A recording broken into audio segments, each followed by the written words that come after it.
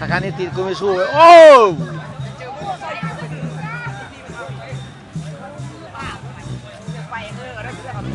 เป็นกองเนี่ย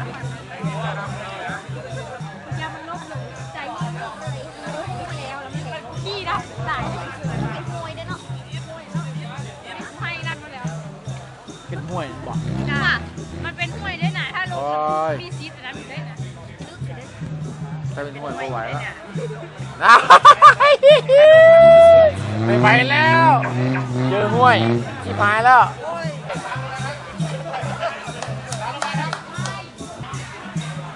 ทำเลี้ยงอ่ะโอ้ยอะไร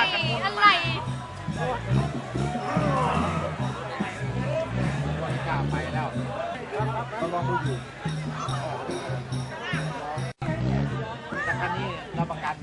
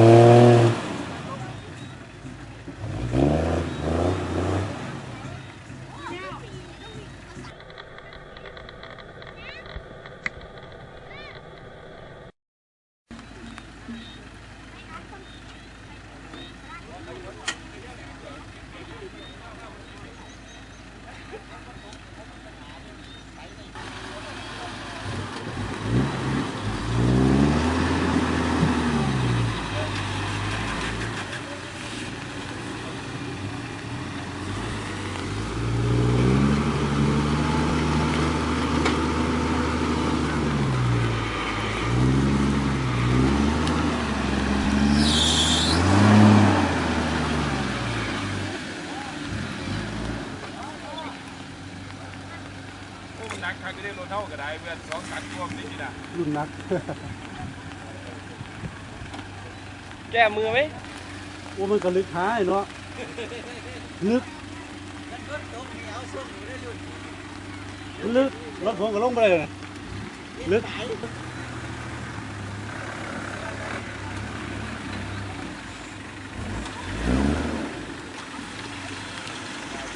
ได้คุณเล่นฮะคุณเล่นไปทางง่ายอยู่แล้วเนี่ย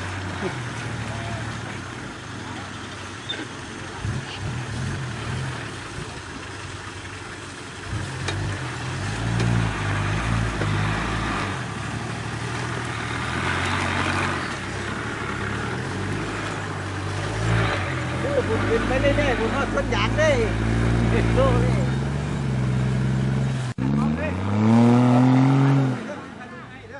ไอ้ทางนี้ทางนี้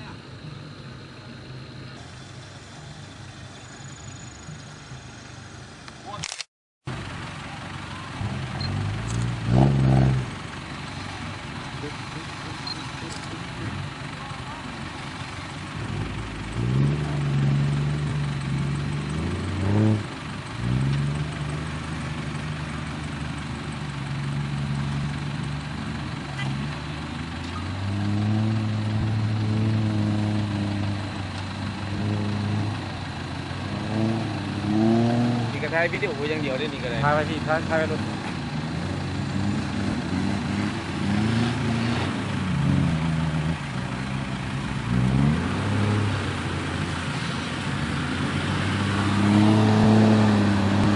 ถ่ายไปอันนี้แหละครับ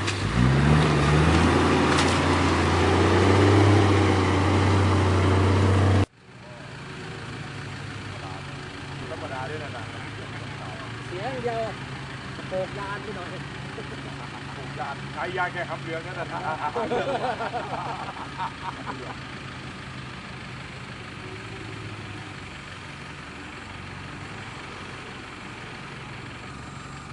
กินแบบนี้ต้องไปแบบนี้นะ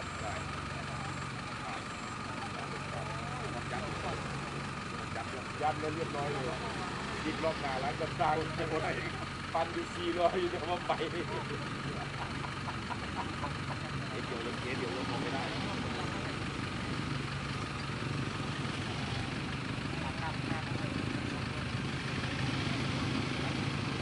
ร้านเมามา ไปไหนให้ผมไปไหน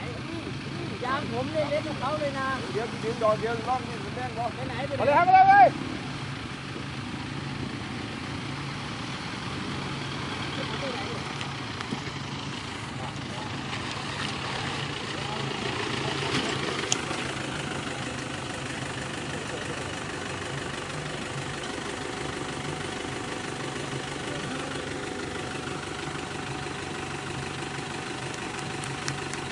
มันบ่ เอามีดไปนี่ครับต้องมีตัวเท่านี้ไหนครับนี่นะ พวกเนี่ย เออ เดี๋ยวรอเลย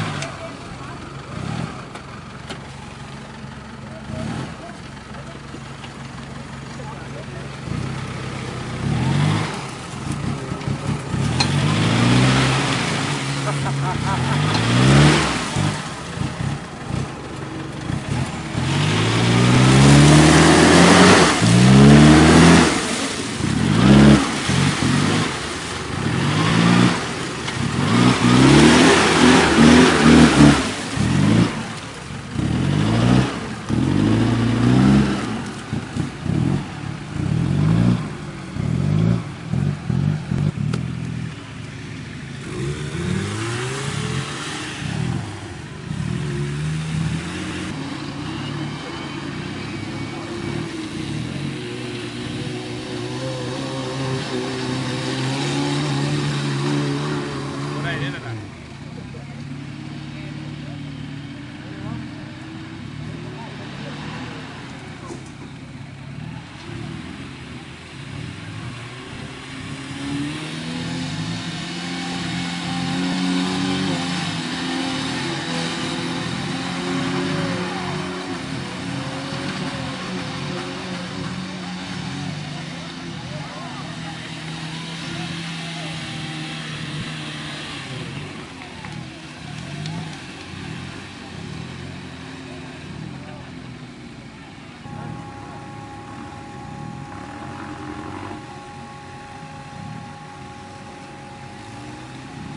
สายพานขาด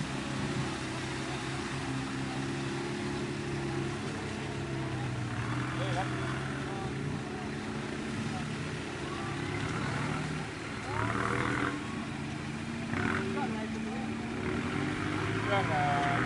ผม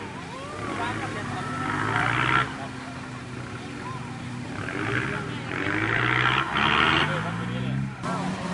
ไ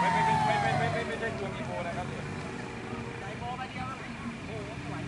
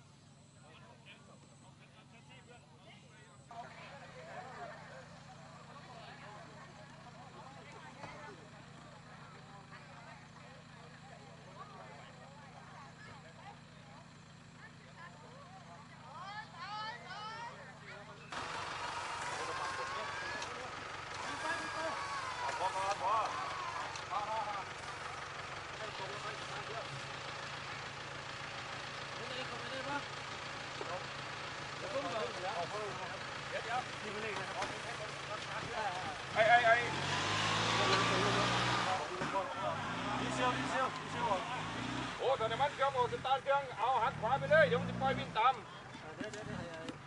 เปิดฝากระโปรงก่อนครับผมคือความแน่ใจ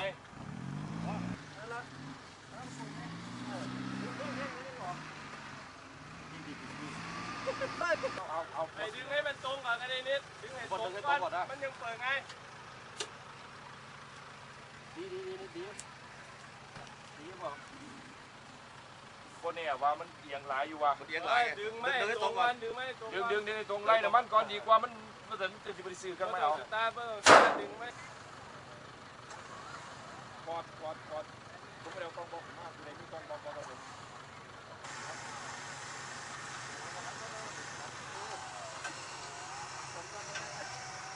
องสัมภาษณ์นะโคตรเบอร์แล้ว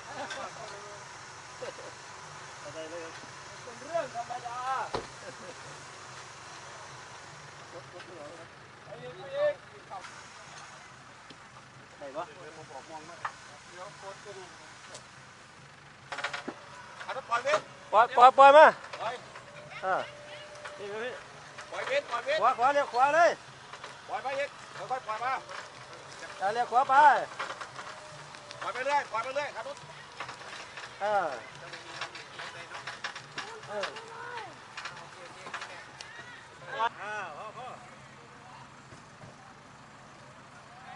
จุดสองดึงไหมฮะเอาน้ำมัน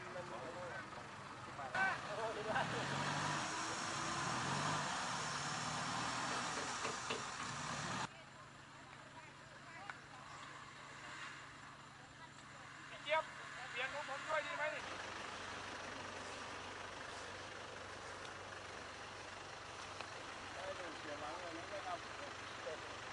เย็นสบายไหม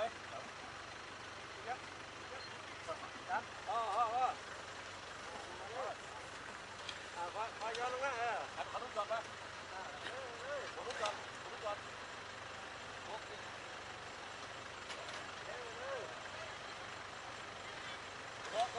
ลยข้างหลังย้อนเลยไปขวาเลยเดี๋ยวขวาเลยไปเลยจอดไปเลยขวาเลย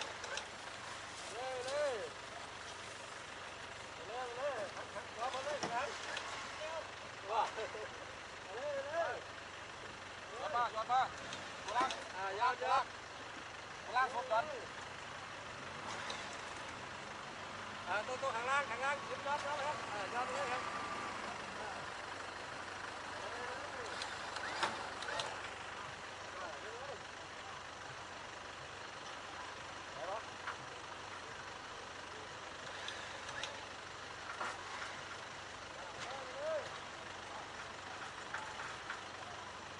ปล่อยเลยครับตัวล่างสุดปล่อยเลย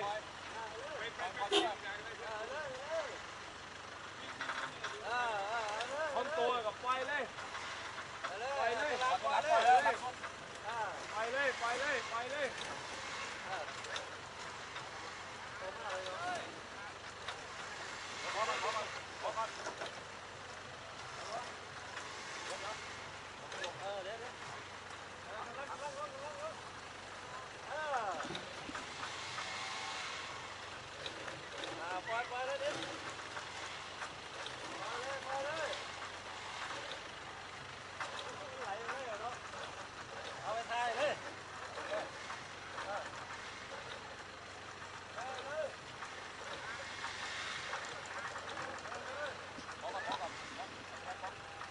แค่นี้ก็ได้แล้วพี่เจี๊ยบนี่มีบล็อกไอเครื่อง2008ไล่น้ำมันบ่ขอไล่น้ำมันออกจาก TD 56มีบล็อก12ไหมครับผมพี่ไล่เกินเป็นน้อยเดียวตาเกินจิตติดหัว